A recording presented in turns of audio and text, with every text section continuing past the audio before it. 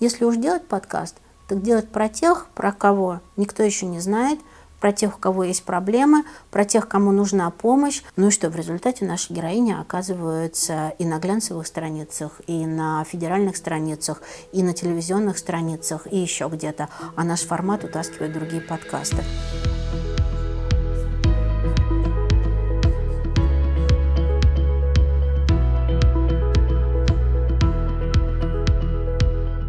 В 1996 год я переезжаю в Москву после окончания университета, Тверского университета. Съемная квартира, работаю на француза, который торгует холодильными установками и лифчиками, потому что он все-таки думал, может, холодильные установки не так выстрелят.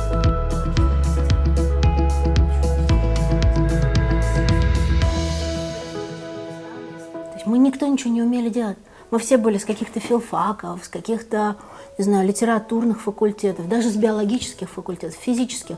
Лучше всего в глянце работали математики, потому что они очень четкие. Но отрасль мы создали практически с нуля. По сути, 25 лет, если так подытожить, то это порядка 250 журналов, в создании которых я участвовала как фотодиректор, как продюсер, как издатель.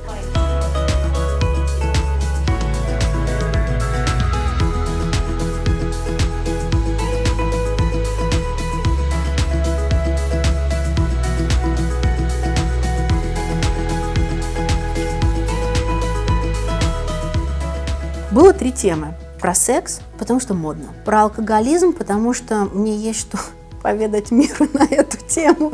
И про предпринимательство. Ты знаешь, как страшно запускать собственное дело после того, как 20 с лишним лет приходишь к банкомату 1-2 раза в месяц.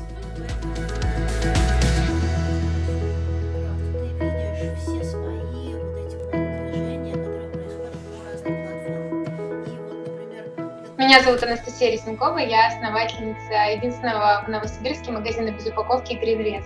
Все мои сотрудники, по-моему, даже и окружение, которое близкое, послушали с интересом и сказали: «О, классно», даже с какой-то, возможно, другой стороны меня узнали. Это, наверное, вдохновляет, и я надеюсь, что подкастом со мной и с другими девушками работает так же. Ты просто слушаешь чьи-то реальные истории реальных людей, про их какие-то сложности и то, как они из этого выходили, и это, наверное, дает сил преодолеть какие-то моменты. Мы делали исследование для себя такое симпатичное, чтобы понять вообще, что происходит в регионах. Оказывается, что 80 или 90% всех бизнесов, маленьких и средних, это женские бизнесы. Причины очень разные. Родила, ребенка некуда деть, запустила бизнес. Не родила, вышла замуж, работы нет, после университета запустила бизнес. Развелась, муж не оставил денег, запустила бизнес. Или, например, кто-то там из девчонок Таня открыла кофейню в Новосибирске.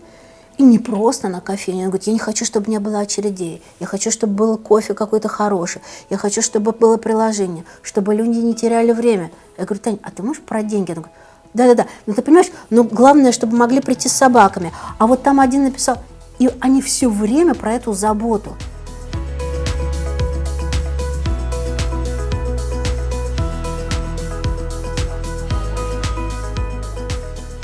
В этом сезоне наши героини побеждают рак, увольняются, рожают, преодолевают смерть близких, учатся жить и адаптироваться после тюрьмы.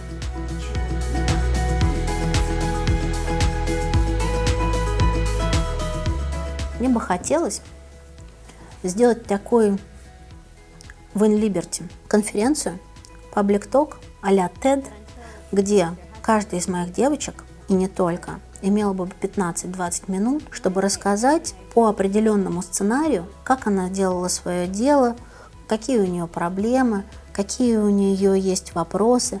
А в зале, чтобы сидели такие же другие девочки и мальчики, я совершенно не против, и мальчики, и девочки, которые бы сидели и понимали, что между возможностью, которая предоставляется, и между тем, что у них есть, не такой большой путь.